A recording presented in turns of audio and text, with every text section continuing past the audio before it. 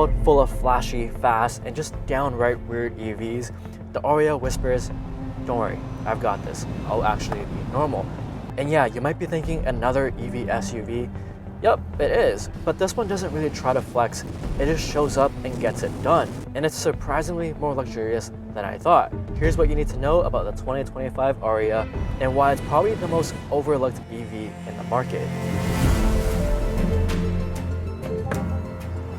Nissan was actually very early to the EV game back when the Nissan Leaf released in 2009. But even with all the hype of SUVs, it's surprising that they haven't made an SUV till now, the Ariya. And after living with this car for a week, it actually surprised me. Let's dive into how this drives, the range, charging, all the tech, and go through all the features of the Ariya. Let's get to it.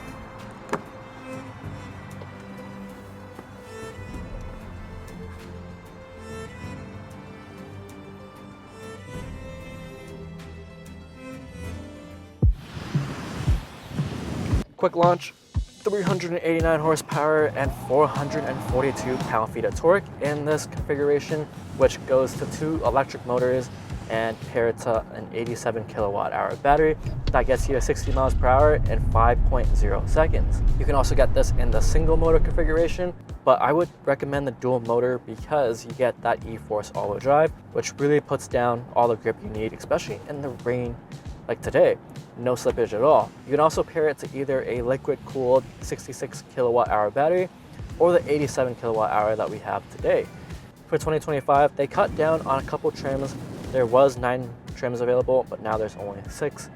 The base model is the Engage and the Engage Plus. You can also get the Evolve or the Evolve Plus, or you can go for this top-of-the-line Platinum trim, which is what we're driving today. But even the slowest configuration of this car will get you to 60 miles per hour in 7.5 seconds, which is not too bad. I would definitely pair it with the all-wheel drive if you're living somewhere where it snows. But if you live somewhere warmer, just get the front-wheel drive. That means you get more range. You get up to 304 miles of range. And with the all-wheel drive Evolve, you can get 272 miles of range.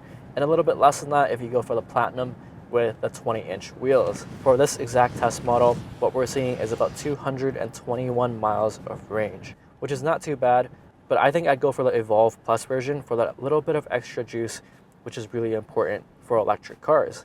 What I've noticed throughout the week is how Nissan made this car feel as normal as possible. Like, it feels like an internal combustion engine, it feels like a gas-powered car. It's very smooth, it's very familiar, and it doesn't have that harsh acceleration that you'd normally get from other EV cars. It makes you feel right at home, especially if you're coming from a gasoline car. I know Nissan took their time to refine throttle mapping just to make it feel so smooth, and it doesn't make you as car sick as easily as other EVs tend to do. Speed builds very progressively, but you still maintain that electric torque that you get right off the bat when you step on it. The Ariya's handling isn't quite as thrilling as some of the other EV options out there, like the Ioniq 5, but it's very forgiving, and it makes it such a good daily commuter. It's on par with luxury SUVs. On a bumpier road like this, it feels perfectly fine. It is so compliant over all these road surfaces. You get double paned window. It's extra quiet in here. It doesn't feel like what you'd expect from a normal econo car, and it's just a lot more refined than something like the Tesla Model Y, which isn't at this level of comfort over roads like this. What's unexpectedly good from this car is the steering feedback, because the steering is actually quite engaging, and you just point it and it goes exactly where you want it to go. Something that I didn't really expect, but it really delivers in the corners. And if you do plan to tow anything in this vehicle, you can tow up to 1,500 pounds. In terms of mileage, you get 97 mpge in the city and 86 mpge on the highway. DC fast charging can bring the battery from 20 to 80% in just about 35 minutes at 130 kilowatt peak charging speed. Not the fastest peak charging on the market. What a lot of reviews fail to mention is how much better the charging curve is compared to a lot of the other EVs on the market that actually have a much higher peak charging speed, but it fails to maintain the consistency of the charging speed in the Ariya. So in terms of charge time, it's actually not much longer than a lot of the EVs out there, even though peak charging speed is a bit slower.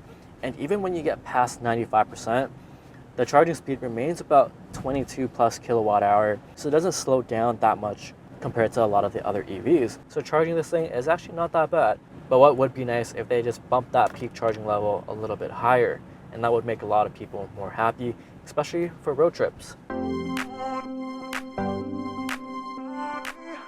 The Ariya looks very conservative, especially for an electric SUV, which tends to look very funky like the Ioniq 5 and the Tesla Model Y. I really like this Boulder Grey paint option with the black roof. It's very modern and sleek looking. The front end is quite rounded out. There is no front trunk, and the logo lights up, which is really nice.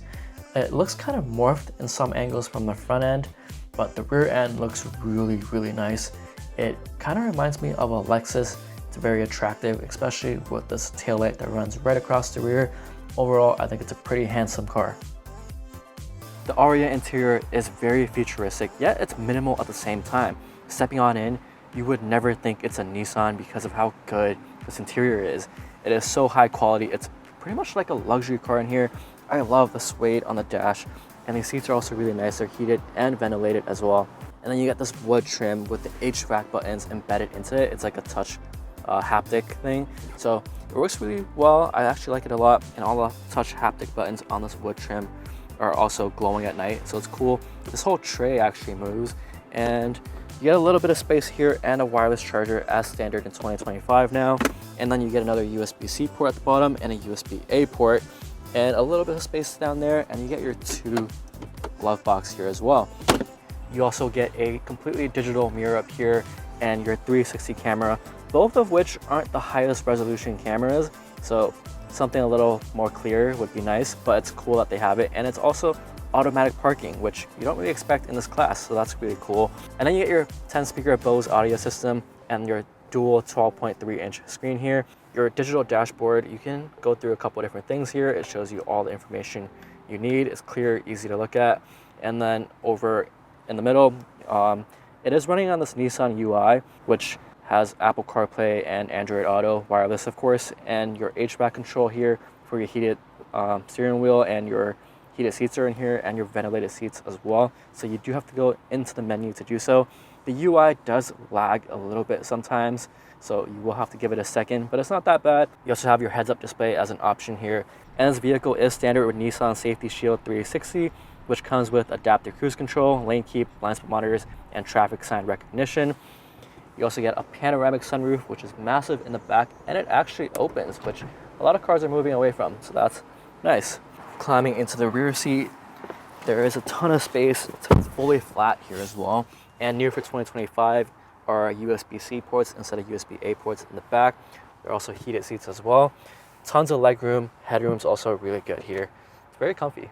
Checking out the trunk, you do get a hands-free tailgate, and it opens up to 23 cubic feet of space. And then you can also open this up. You do get your sub in there and a bit of extra space there. And you can open this part, and you do get your tire fix-it kit. And then you can fold these second row seats down, and that opens up to 60 cubic feet of space.